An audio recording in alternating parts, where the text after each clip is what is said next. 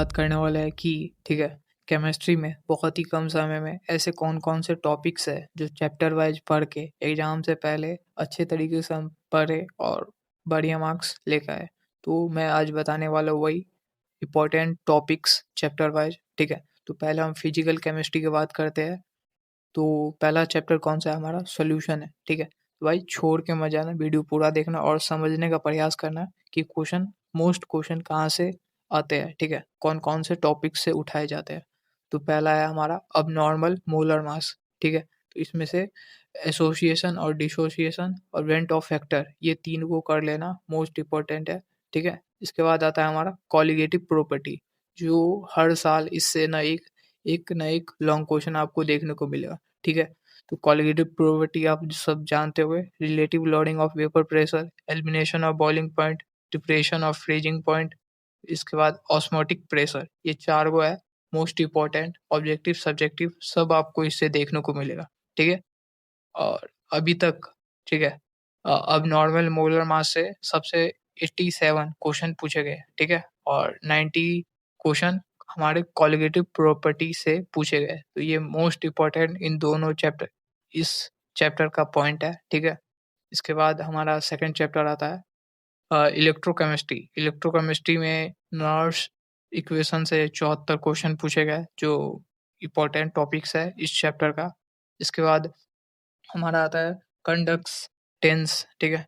Condense and electrolytes solution. तो इससे इन दोनों से कितने क्वेश्चन? तो 90 क्वेश्चन पूछे गए हैं, ठीक है? इस चैप्टर के।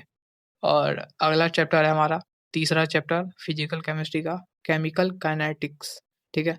इसमें इंटीग्रेटेड रेट इक्वेशन ये 108 क्वेश्चन पूछे गए हैं, ठीक है? तो हर साल ये 0 या फर्स्ट ऑर्डर का इक्वेशन रहता है या हाफ लाइफ या ग्रुप, ठीक है? इन दोनों से एक ना एक लॉन्ग क्वेश्चन आपको देखने को मिलता है, ठीक है? या लॉन्ग या शॉर्ट क्वेश्चन आपको ज़रूर देखने को मिलेगा, ठीक है? तो इग्नोर नहीं करना है, करके जाना है। 0 या फर्स्ट ऑर्डर इक्वेशन और हाफ लाइफ एंड उसके ग्राफ, ठीक है? चलिए आगे। तो ये फिज़िकल हमारा खत्म होता है। इसके लिए आपको मस्ट डू इम्पोर्टेंट थिंकिंग है कि आप इसका फ़ॉर्मूला कॉपी बनाएँ, क्योंकि पूरा फ़ॉर्मूले पर बेस होता है ये फिज़िकल केमिस्ट्री और आपको बस कुछ नहीं करना है, फ़ॉर्मूला लगाना है, आपका आंसर मिल जाएगा, ऑब्जेक्टिव, सब्जेक्टिव में, सब में, ठीक है? और जो भी थ्योरी पार्ट है, उसे इग्नोर मत करना भाई, ठीक है? चलिए आगे। इसके बाद हम पढ़ने वाले हैं इनऑर्गेनिक केमिस्ट्री। इनऑर्गेनिक केमिस्ट्री में कौन-कौन से चैप्टर वाइज़ इम्पोर्टेंट पॉइंट है, वो जानते हैं। तो हमारा पहला चैप्टर कौन है? डी और एफ ब्लॉक, ठीक है? डी और एफ ब्लॉक में जनरली प्रॉपर्टीज़ और जो ट्रांज़िशन है वो पढ़ लेना, जो हमारे डी ब्लॉक का है। इससे 130 क्वेश्चन पूछे गए अब तक इस चैप्टर से सबसे ज़्यादा। इसके बाद आता है हमारा most important compounds of transition elements KMnO4, ठीक है? K2Cr2O7, ठीक है? ये हो गया। इसके बाद आता है FeCONi, ये सब इसके प्रिपरेशन जो पूछे जाते हैं हमारे 5 नंबर में, ठीक है? लॉन्ग क्वेश्चन में। तो गिनती याद रखना है इसका और जो भी प्रिपरेशन होता है, अच्छे तरीके से याद रखना है इसका। एक बार लिख के देख लेना, ठीक है? तो कन्फर्म हो जाओगे, क्योंकि ये 5 नंबर का आता है बस। आंडू-फांडू मत समझो इसको।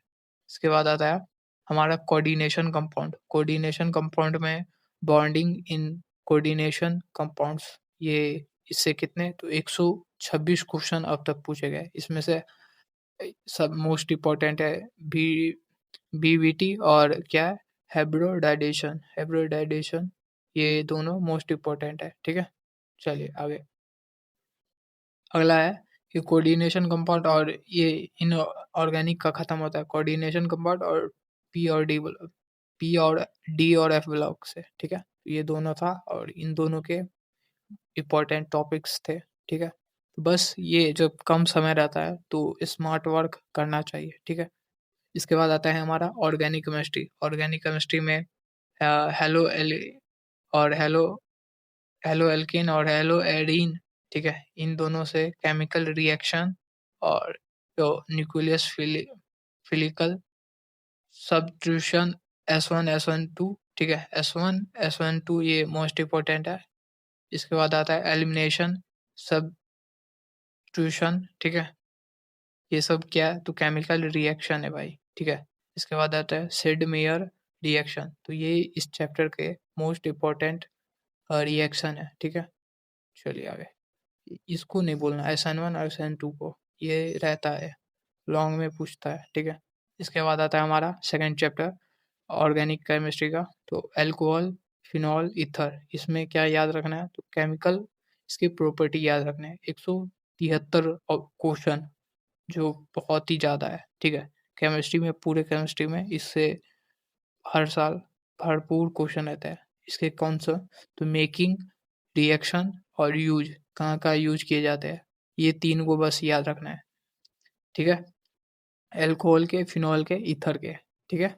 चलिए आगे, आगे हमारा अगला चैप्टर है aldehydes, ketones and carboxylic acid. इन तीनों के भी आपको रिएक्शन याद रखने हैं और मेकिंग कैसे बनता है और कहाँ यूज होता है, ये याद रखना है। इससे भी कितने क्वेश्चन? तो 108 क्वेश्चन अब तक पूछे गए, जो काफ़ी हाई वेटेज रखता है भाई, ठीक है।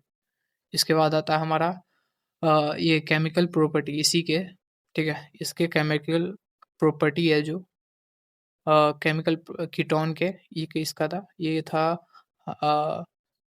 एल्डिहाइड और कीटोन का मेकिंग और यूजिंग था, ठीक है। इसके बाद आता है chemical property of ketone, ketone के सबसे ज़्यादा है इस चैप्टर में, तो इसे इग्नोर नहीं करना कीटोन को। कीटोन के फॉर्मेशन यानी कि बनावट कैसे बनता है ऑफ एसिड। इसके बाद क्लोरो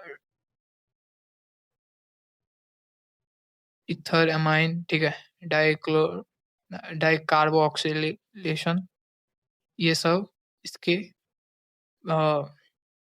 केमिकल प्रॉपर्टीज है, ठीक है, के पार्ट है, ठीक है। आगे है ये केमिकल प्रॉपर्टी ऑफ एमाइन, इसके में ये चारों जो भी है केमिकल प्रॉपर्टी के एमाइन में 121 क्वेश्चन पूछे गए एमाइन से, ठीक है, तो याद रखना। अगला है हमारा इसी का एमाइन का डाई डाइज़ोनियम साल्ट, ये मोस्ट इम्पोर्टेंट है इस चैप्टर का, डाइज़ोनियम साल्ट। इससे 50 क्वेश्चन पूछे गए, हर साल आपको देखने को मिलता है इससे क्वेश्चन, ठीक है। फिनॉल हो गया, क्लोरोबेंजीन हो गया, फिर आयोडोबेंजीन हो गया, ये सब हो गया, ठीक है, बेंजीन। इसके बाद आता है हमारा बायोमोलिक्यूल्स, इसमें ग्लूकोज हो गया, साइक्लिक फॉर्म हो गया, ठीक है, रिड्यूसिंग शुगर हो गया, रिड्यूसिंग, इसके बाद ये सब हो गया, ठीक है, लिंकेज। तो ये पॉइंट है किसके? कार्बो हाइड्रोक्साइड के, ठीक है।